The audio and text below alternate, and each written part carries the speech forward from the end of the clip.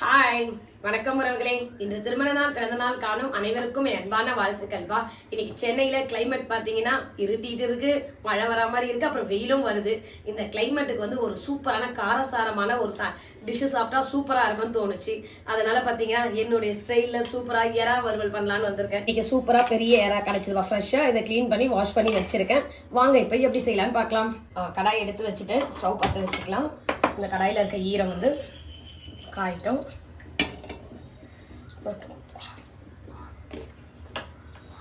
கடாய் நல்லா காஞ்சிச்சு, எண்ணெய் ஊற்றிக்கலாம். எண்ணெய் காயிட்டும். எண்ணெய் காஞ்சிச்சு, கடுகு போட்டுக்கலாம்ப்பா. ஒரு ஸ்பூன் கடுகு. கடுகு நல்லா புரிஞ்ச உடனே கருவேப்பிலையும் வெங்காயத்தையும் போட்டுக்கலாம். இப்போ 2 வெங்காயம் மீடியம் சைஸ் வந்து கட் பண்ணி வச்சுருக்கேன்.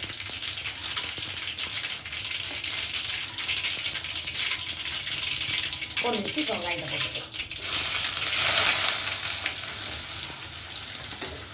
வெங்காயம் பார்த்தீங்கன்னா நல்லா கோல்டன் ப்ரௌனா நல்லா வதங்கணும். ஒரு உப்பு போட்டு நல்லா வதக்கிக்கலாம். வெங்காயம்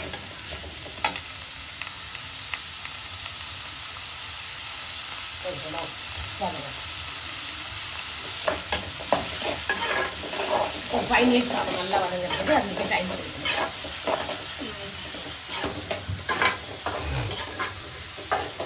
ஊருக்கு போயிட்டு வந்து உன்னோட பயணம்லாம் எப்படி இருந்தது? பயணம் சூப்பராக இருக்குது. தொண்டையை பார்த்தாலே தெரியுதா வாய்ஸ் எப்படி இருக்குன்னு. அங்கேயும் நல்லா இருக்காங்க, ஜில்லுன்னு கிளைமேட். நல்லா மழை இல்லையாங்க. இங்கே ஏதோ வெயில் சென்னையில்.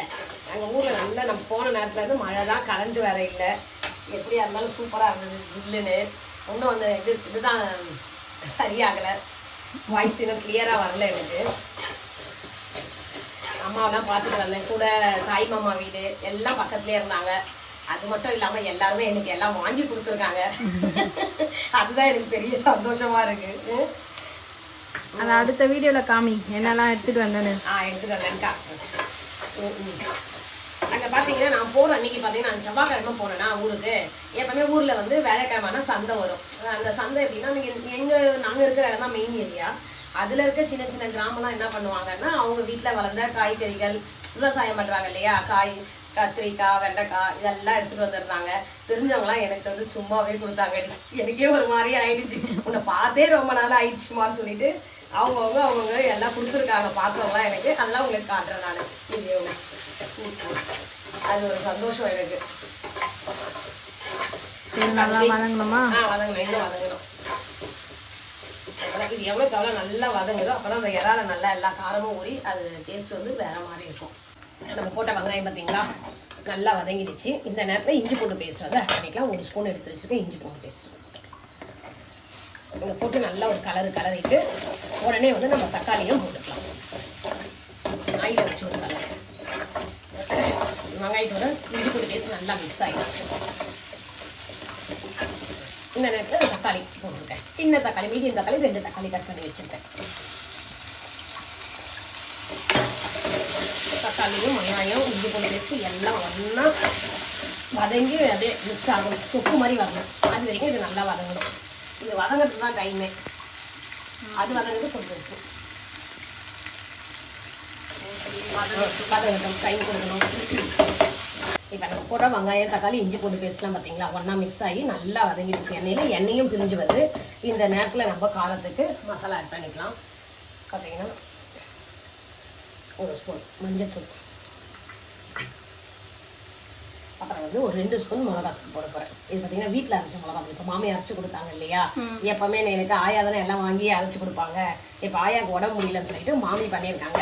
அவங்களுடைய இதுவும் மெத்தடும் சூப்பராக இருக்குது. மிளகாத்தூள் அரைக்க சொல்லவே எனக்கு நல்ல வாசம் மனமாக இருந்தது. அது ஒரு தடவை நான் உங்களுக்கு எப்படின்னு சொல்லிட்டு நான் இது காலியான பிறகு தான் அரைப்பேன். அந்த மாதிரி அரைக்க சொல்ல உங்களுக்கு என்னென்ன பொருள் போடணும்னு சொல்லிட்டு மெஷர்மெண்ட் சொல்கிறேன். அந்த மாதிரி நீங்களும் அரைச்சி பார்த்துட்டு எப்படி இருக்குன்னு சொல்லுங்கள். இப்போ இதில் வந்து 2 ஸ்பூன் வீட்டில் அரைச்ச மிளகாத்தூள் ஆட் பண்ணிக்கலாம்.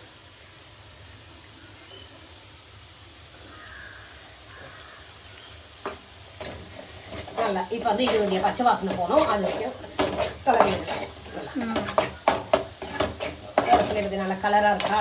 ஆமாம், நல்லா இருந்தது. டேஸ்ட்டும் சூப்பராக இருந்தது. இது கொஞ்சம் வதங்கட்டும். இந்த பச்சை வாசனை போகட்டும்.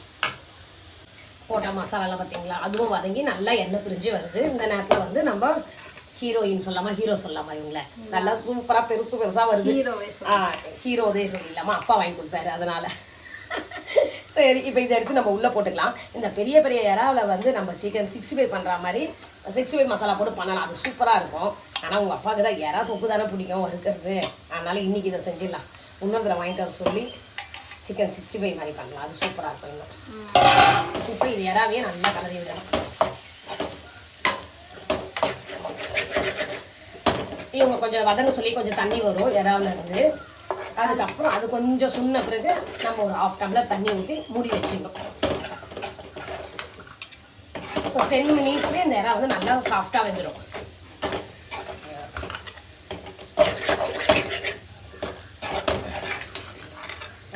பெரிய புழு ஏன் சுஷ்மி சாப்பிட சொல்லிடுறேன்.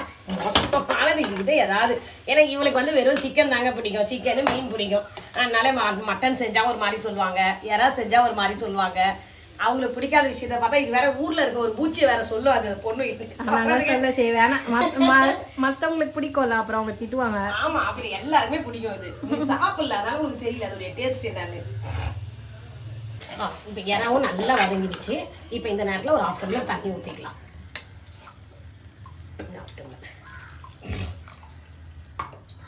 இந்த நேரத்தில் வந்து நம்ம உப்பு காரம் பார்த்துட்டு வேணுன்றதை ஆட் பண்ணிக்கலாம்.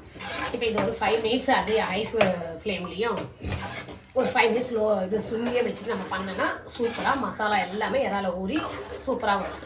இப்போ இதுக்கு உப்பு காரம்லாம் கரெக்டாக இருக்கப்பா. இப்போ இந்த நேரத்தில் மூடி வச்சிடலாம், தட்டு போட்டு ஒரு 5 மினிட்ஸ் வந்து ஹை ஃப்ளேமில் இருக்கட்டும்.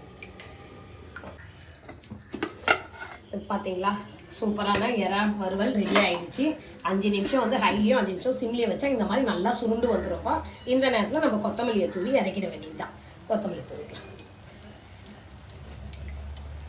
சூப்பரான காரசாரமான இறா வறுவல் ரெடியா ஆயிடுச்சுப்பா.